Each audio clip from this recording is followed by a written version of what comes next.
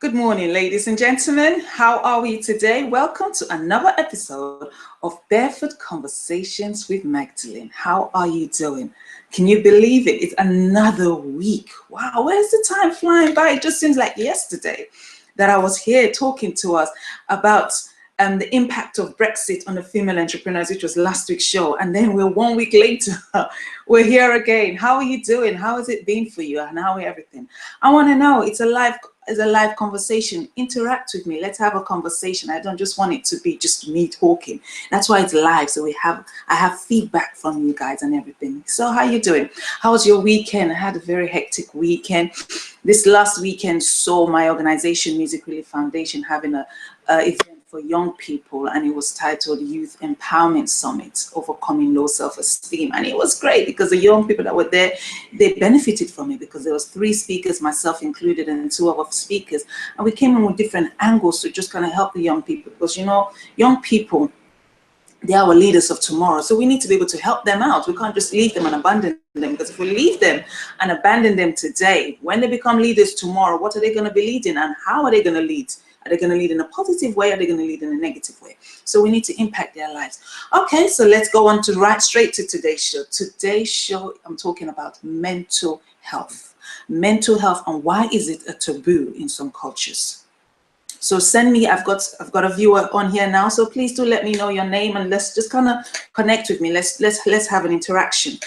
Do we have people around us that have mental illnesses, or do we have friends, or are we just concerned about it? So I'm coming from that angle now. I'm concerned about it. In various meetings, various sub meetings that I'm involved in, there's so much talk about mental health, and it's such a topical issue in the media right now. What are we doing? What are we doing with this mental health? When you talk about mental health, what comes to mind? What resonates within you, especially within cultures?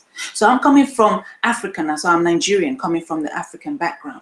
And so when we talk about mental health, automatically what comes to mind, I remember when I was back home, when people talk about mental health and people, they say, oh, that's that madman. And they mock them because it's a thing of mockery.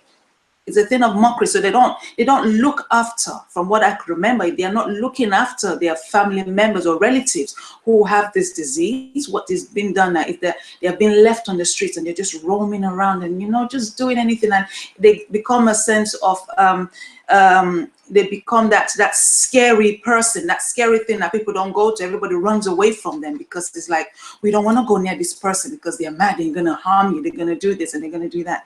Is that the perception that we have as well? Is that really is that what they are? People with mental health, is that what they are? They're classed as a danger to society. I'm not saying they're not, but I'm asking a question. And they classed as a danger to society, that we need to run away from them and then they begin to mock them? Those are questions I'm asking out there, and I want you to interact with me, and let's get on with it. I'm Magdalene Adenaike, and I am a transformation expert. I run 2 businesses. One of my businesses is called Music Relief Foundation, which I briefly talked about, and that is working with young people to see them unleash their creative spirit. The other business is working with women and men in life and business, coaching them to bring about that transformation. How do we do that? Getting them to connect or reconnect with their passions, whatever it may be. So I'll go on about me much later, but let's dive into it. So I've just written some few things down that I just want to quickly talk about. So mental illness stigma, defined as devaluing, disgracing, and disfavouring by the general public of individuals with mental illnesses. Yes, let me repeat that. So mental illness stigma, defined as devaluing, disgracing, and disfavoring by the general public of individuals with mental illnesses. So definition I have, this is stigma. When a person has mental health, there's that stigma around it. So you find many people don't want to come out if they're having issues, and they feel like, oh, because people are going to laugh at me. So is this just a cultural thing? People are going to laugh at me. Is it a friendship thing? Is it a family thing? Is it a Western thing? Is it not a Western thing? I want to hear from you. This is a conversation. I'm not coming here as an expert in mental health. I'm highlighting the topic that I know that is very topical within the media and is affecting so many people. I want to know how it's affecting you. or if it has affected you, or do you have relatives or friends around you that it's actually affecting? I would love to know. So let's have the conversation, because we need to highlight these things and let people, especially those who are going through these illnesses, to let them understand and help them out so that they're not stigmatized against, because many people refuse to voice out what they're feeling, because they feel like if I come out, people are going to laugh at me, they're going to say, oh, I'm mad, and they're going to run away from me. It says stigma leads to discrimination. When a person is stigmatized, it leads to discrimination, because like I've already mentioned, nobody wants to be around that person. I'm talking about back home, especially when you watch any of our home videos, you find that anybody that's mad, most of the time they're just left roaming on the street. They look so dirty and everything. You wonder, is this the best way of handling this situation? Is this the best way, by just ignoring the person and kicking them out? So let's know about it in the sense of cultures as well. Does culture, my question here, because that's the main topic here, does culture play a big part in bringing about this stigmatization amongst the individuals? Does culture play a big part in bringing about the stigmatization within the individuals? It says stigma can prevent mentally ill individuals from seeking treatment. On this already. Let me talk quickly on this. I was in a meeting a couple of weeks ago, I think early this year, I believe it was, and we're talking about mental health, and we're talking about how to bring about various things about it from Lambert that's already running, and introduce some aspects of it into Croydon. And then I remember I said something. I said that word mental health, I have an issue with that word, because the word alone, the name alone, we know what it means. But when you start talking about it, especially from what I've already said, and when you're looking at it from a young person's perspective, they don't want to come out with that and say, oh, you know what, I'm having some issues, because, oh, what will my friends say? They're going to laugh at me. They're going to ridicule me. We're talking about that stigmatization. Be ridiculed, and people are going to look down on me and feel that, oh, who is this person? You can't even talk, you're mad, you're crazy, you know, all those kind of things. So I brought that up. I said, is there any better way we can reword it? We're not trying to glamorize it. We're not trying to say, oh, let's avoid it, or it's not happening. But I'm just trying to say, how can we, should we, or let me twist it right. Should we change the name? Would it make it more acceptable if we were to change the name, and so that way you have more people who are going through some issues and they've identified there's some issues with mental health, more people voicing out and speaking out, especially when you look at it from the young people and also from different cultures as well. Would that help as well? Taboo within the cultural system, would it help if the name is changed, and so that way, because if you're not feeling well, if you have a headache, if you have a backache, or whatever form of ailment in your body, without any form of hesitation, you may take some medication that you have at home, or even further, you would call up your GP and say, you know what, I'm not feeling well, and the GP will say, okay, come in or book an appointment for such a time. So why then, when it comes to mental health, everybody's shying away from it, especially when you look at culture? The family, we don't want to talk about it, we don't want to highlight it, hush hush, you're just tired, or you're just, you know, those kind of things. Why do we want to do that? Why can't we call a spade a spade? It's a spade, call it a spade. So me saying that, well, let's change the name now to be able to make it more acceptable. Is that the right angle? Is that going to draw more people in? Is that going to cause more people to own up when they know that they're having issues? That's a question. I'm throwing out a lot of questions because of the fact that this is a conversation. I'm not trying to bring myself as an expert in this, and I'm just highlighting the issue that is affecting many people within the society. That's basically what I'm doing. It says, cultural and religious teaching often influence beliefs among the origins and nature of mental illness. Cultural and religious teachings. So this is how it's done. You know, when you talk about culture, this is how we done. This is our tradition. So when it doesn't conform to that tradition, then it's outside the norm. It's not acceptable. We can't accept this. So you find parents saying, no, I can't accept this. You're trying to stain the family name, and you know, you're trying to, we don't want you. We need to push you away. You're spoiling the family name. So as such, we can't have you. This is many people, let me, before I go to that statement I want to make. many people have gone ahead suicide as a result of this illness. So it's a real illness. We can't water it down. It's a real illness that needs attention.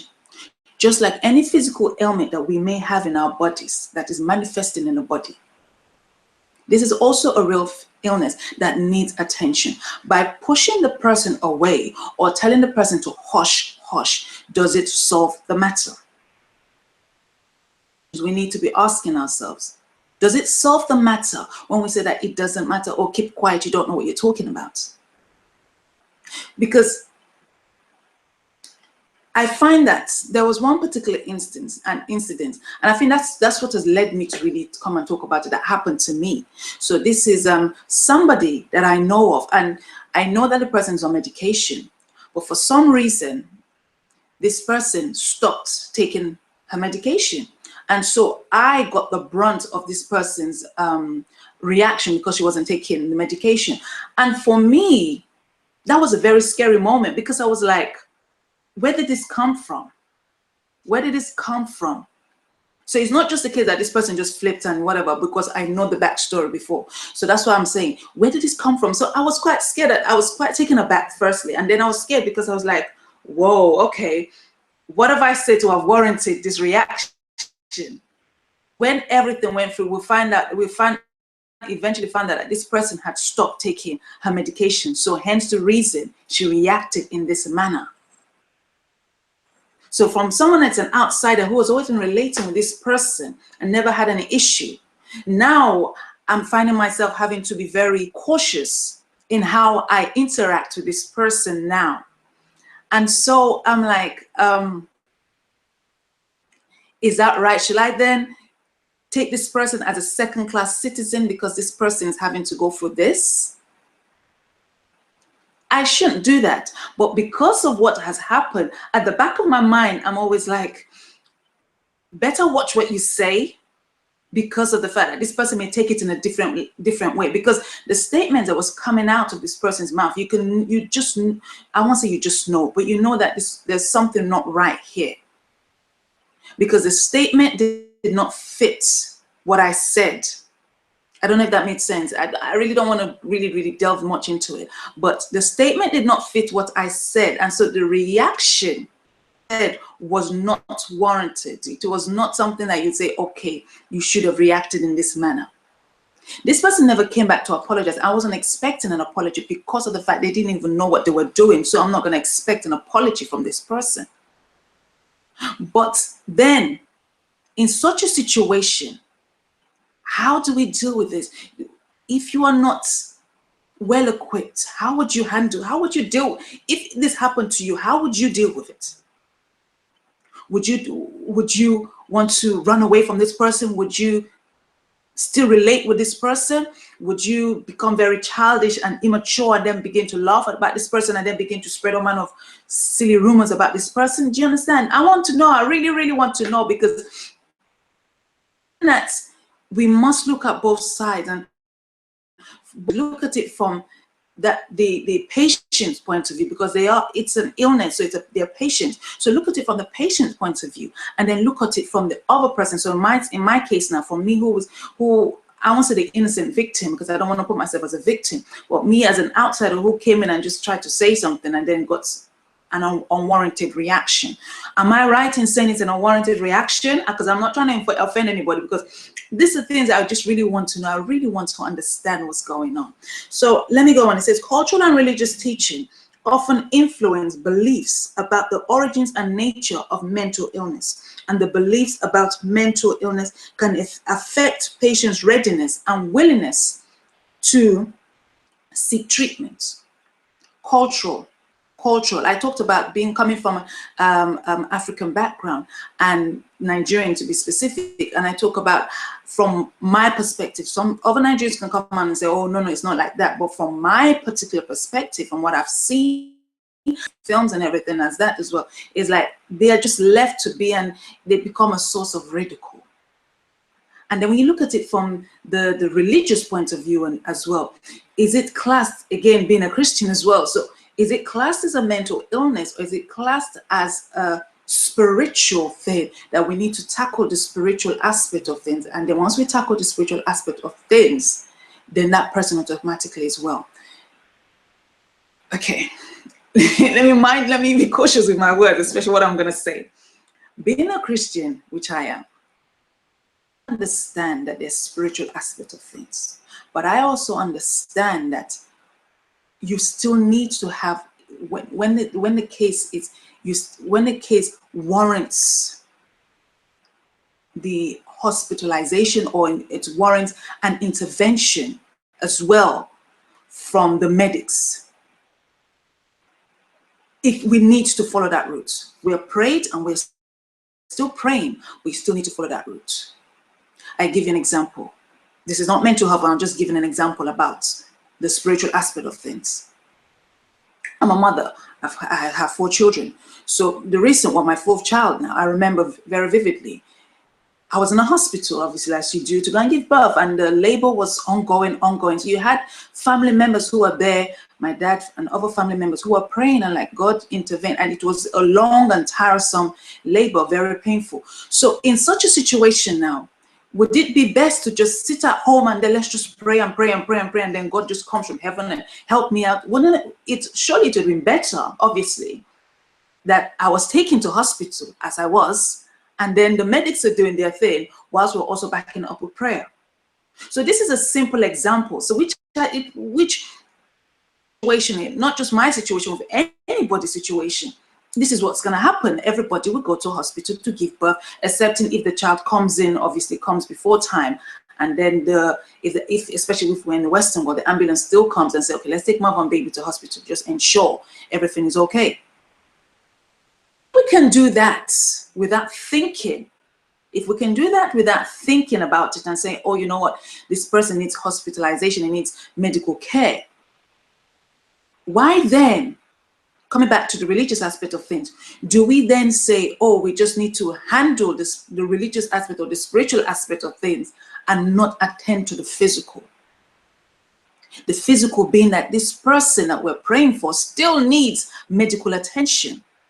It's not that they need to be locked up, because when you think of mental illnesses, and like I said in the meeting I was involved in earlier this year, the first thing that came to my mind was mental home, madhouse. As when we were younger, those are the words we used to say. That's the madhouse. That's the madhouse.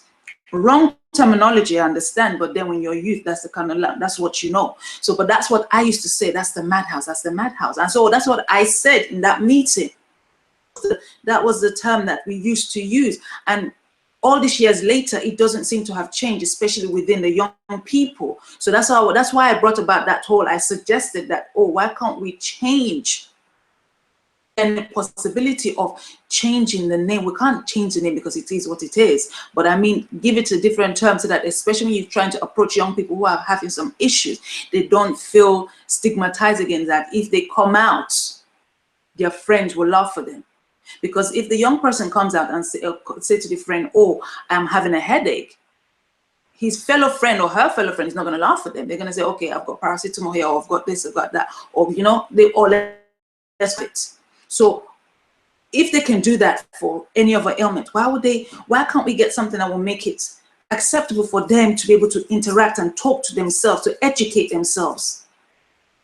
That's why I'm having this program, this topic today, to educate ourselves, educate me. I don't know it all. So please let me know, for those who are listening live right now, and for those who will catch the replay, let me know what your thoughts, what experiences that you have had, maybe personal experience, or with co-workers, or, you know, anybody around you. I want to know. I do not know it all. I am not an expert in this field. I told, when I gave an introduction, I said I'm a transformation expert in the sense of coaching and transforming people's lives. This is not my field, but I'm just highlighting mental illnesses and the taboo within. Why is it a taboo within the culture? And said, therefore, understand individual and cultural beliefs about mental illnesses is essential for an implementation of effective approaches. So, culture, detrimental. Is culture a detrimental thing to mental illnesses? what I'm basically saying is our cultures harming, doing more harm than good to those who are experiencing mental illness. And is religion also harm than good to mental illnesses? Those are two questions I want us to really talk on. Are they doing more harm than good? And if they are doing more harm, how can we educate these people? How can we educate our families? How can we educate our religious centers to become more empowered? Because that's the key word. When you're empowered with knowledge, when you're equipped with knowledge, that's it. When you're equipped with knowledge, you become empowered. Once you become empowered, you're able to empower other people effectively. So my question again, is culture doing more harm than good to mental illnesses? Are they causing more stigmatization? And is religion also doing the same thing? Are they doing the same thing in the sense of harming more people because of the fact that we don't know? Because most of the time, when you find things that are done in a negative manner, it's because of the fact that people don't know. When you don't know a thing, most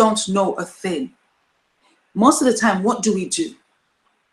Do we take time to find out? Do we take time to become knowledgeable about that thing?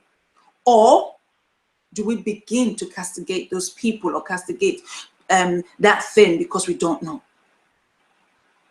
What do we do? What do we really do? I'm trying to I want us to really think deep down inside, because we must understand people's lives are at stake here.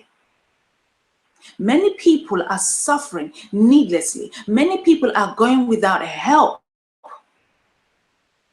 They know that if they open up their mouth and say, you know what, I'm experiencing some mental health illnesses, they know what people are going to say, especially within the family context, within the cultural context, and within the religious context. So as a result of that, they keep quiet. Many people will prefer to go to the imams, to go to the pastors, to go to their various religious leaders who are not necessarily well equipped to deal with the matter.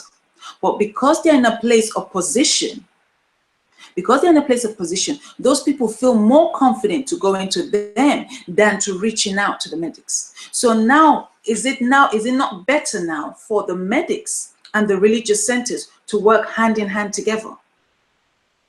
Isn't it that better? How long do we continue to go on in this vicious circle that many people are being discriminated against, when the bottom line is they need help? Nobody's helping them. It's not because the help is not there. It's because the people they're going to are not able to help them. And instead of them saying, you know what, I can't help you, they're offering them haphazard support. So they may offer them the support that they feel they need, but is that the full support? So this talk today is that my Barefoot Conversation is a 30 minutes discussion, and it seems that I'm having more questions than answers because I'm not an expert. The whole idea of this topic is to be able to highlight this illness that is affecting many within the society, and to also say that many are suffering needlessly, especially within this Western society. Many are suffering needlessly when there's readily available help to support them, but they can't, because when they become discriminated against, especially from their immediate family, they don't want to go out there. They don't want to talk about it. They don't want to let people know what's happening, because they're like, once people begin to know my business, that's it. They don't want people to know their business. They feel that they begin to stigmatize against them, because you may go to a family setup and they're like, oh, they'll tell the children, don't go near that person, don't go near that person, or don't go there, don't go there. And is that the right thing to do? Are you helping the matters? Are you actually helping the matter by doing so, by telling people don't go there? You're sniggering behind their back and saying, oh, that's that person. How do you feel? How do you think that person's gonna feel? If you put yourself in that person's shoe for one day, how do you think that person's feeling? When you're already going through so much already, and then you begin to mock them. Do you think that person ever going to want to come out and speak about it? They will never want to do that. And then the situation grows worse because nobody is talking. Everybody's keeping everything inside. You're hiding everything inside. No one is talking. So no one's going to help anybody.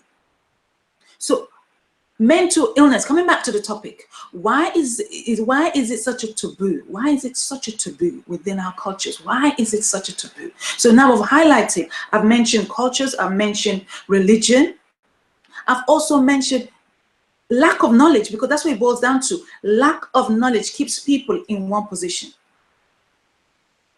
I could talk on and talk on. It's such a powerful topic that we can look at it from different angles, and you have the different experts coming in and talking about different things, but I'm cautious of my time. My time is only 11 a.m. to 11:30. I am not an expert on mental illnesses. I am only highlighting illness that is affecting many within the society. I want barefoot conversation. If you look at the image there, it's a barefoot, so my foot is bare. So the whole, it's to explain, is basically what is barefoot conversation is basically saying that I'm coming to you bare, bearing what's in my soul to you, and I'm coming to you without any form of masking, just bringing it out there, and I want you to begin to think. Hence the reason why I call myself a transformation expert. So it's kind of linked as well. I want you to begin to think about so many different things that we may not necessarily get the nitty-gritty of it within a society. Once you begin to think, the next step now is for you to begin to acquire knowledge, so you become equipped and fully empowered. Once you become empowered, you're able to empower your family, your community, your society, and obviously the world at large. I would love to go on, like I said earlier, but I'm looking at the time. My time is coming to an end. Thank you to my viewers who have come in live, and for all those who are going to come in and watch the replay of it, please do leave your comments. I would love to interact with you. Before I go, I just want to quickly say that I have an event coming up. It's nothing to do with mental illness. It's a public speaking event for women and men who are interested. It's called Shine Through Your Art. It's coming up next week, Saturday, on the 1st of April. March has gone so quick. Coming up on the 1st of April, it's in Brixton, that's in London, and it's only for £15, only for £15. So that's a giveaway for 4 hours from 2 p.m. to 6 p.m. Check it out. So go onto my website, www.magdaleneadenike.com. So that's www.magdaleneadenike.com, and find out further information and connect with me. Connect with me on my social media platforms on Facebook, Twitter, Instagram, LinkedIn. I'm not on Pinterest yet because I think it's just quite a lot. I'm not on Snapchat or YouTube as well. Send your messages. Whatever way, I will connect with you. It's been lovely for that. My viewers that are on, thank you so much. Thank you so much for tuning in from 11 o'clock to 11:30. Before I go, I just want to quickly talk to us about, I want to quickly tell us about next week's show. Next week's show is called, Are You a Woman of Worth or of Costs? Are you a woman of worth or of costs? That's a question. We're going to delve into it next week. Please subscribe. Please subscribe to my YouTube channel, because I love it when I see people interacting with me. It's wonderful. I've been on air now, I think going on 4 weeks, I think now. It's coming up to a month. Yay for me. It's been exciting. So if you're not excited, I'm excited. It's been a month and it's been great. The feedback has been fantastic. Thank you guys. I'm really, really grateful. So until next time, have a great day. Have a great week. If for nothing else, just tell me, say, you know what, Magdalene, thank you, I'm loving the show. If you're not loving the show, also send that to me as well. I'm not gonna like that, but please send that to me as well. I want to know. Give me some topics as well that you want me to talk about. If let's interact. So it's not just about Magdalene. Throw out some topics. So Magdalene, you know what, I've been thinking about this and it's not really going on. So can we talk about this? I will talk about it.